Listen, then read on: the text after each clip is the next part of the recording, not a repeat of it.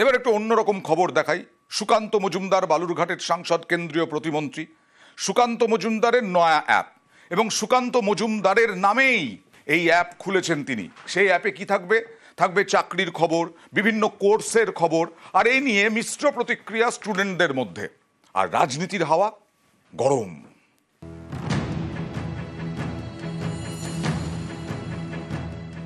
সুকান্ত মজুমদার কেন্দ্রীয় শিক্ষা প্রতিমন্ত্রী, দক্ষিণ দিনাজপুরের বালুরঘাটের বিজেপি সাংসদ।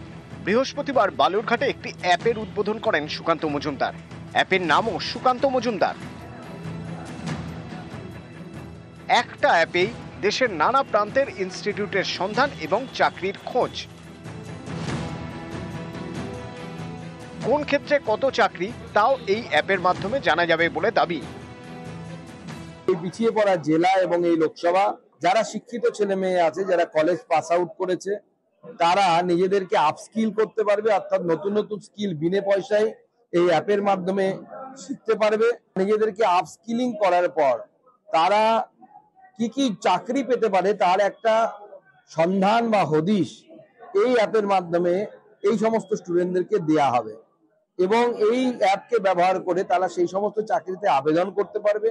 নরেন্দ্র মোদী 2014 সালে বলেছিলেন বছরে 2 কোটি চাকরি দেবেন। 14 সাল থেকে 25, 11 বছর, তাহলে 22 কোটি চাকরির তো হিসাব দিতে হবে।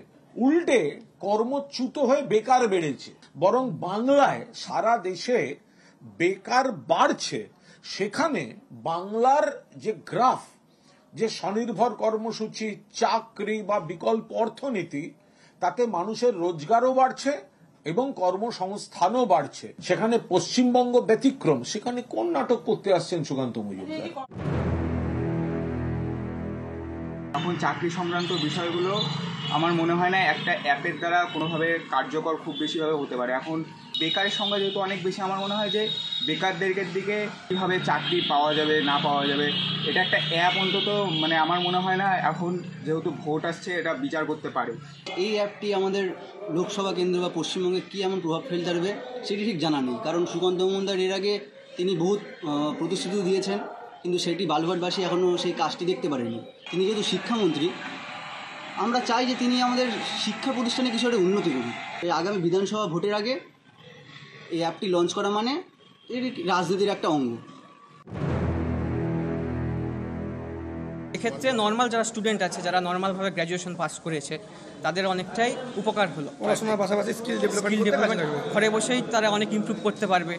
তারপর জবের চাকরির খোঁজগুলো অবশ্যই পাবে বাইরে বাইরে, যেগুলো আমরা নর্মালভাবে পাই না। কোথায় কোথায় কিসের ভ্যাকান্সি বেরোচ্ছে না বেরোচ্ছে। বালুরঘাট থেকে অনুপ সান্যাল, নিউজ 18 বাংলা।